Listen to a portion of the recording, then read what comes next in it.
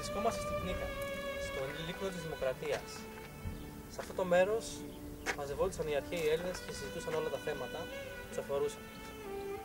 Δημοκρατία, μία λέξη που σήμερα πλέον έχει πάψει να υφίσταται, έχει καταληθεί με το πιο βάναυσο και απευθύ τρόπο.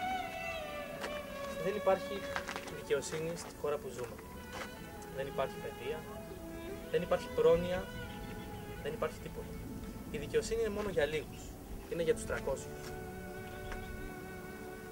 Αποφασίσαμε λοιπόν μια ομάδα φίλων να δημιουργήσουμε αυτό το βίντεο, ένα μικρό βίντεο, λόγω του ότι κανένας πολίτης δεν φαίνεται στα μέσα μαζικής ενημέρωσης να λέει τη γνώμη του, να λέει το τι πιστεύει, και αν εμφανιστεί, ποτέ δεν εμφανίζεται να λέει αυτά που ίσως θα ήθελε να πει.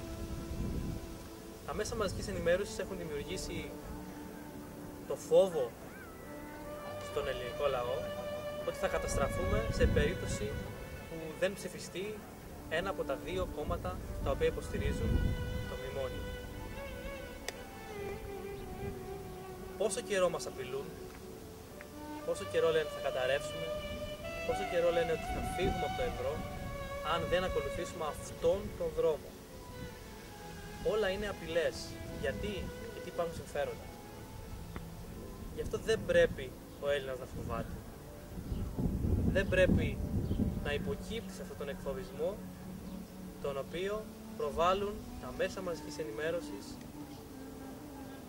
και έχουν δημιουργήσει ένα χάος, ένα άγχος στον κάθε έναν από εμάς που δεν ξέρει τι θα συμβεί.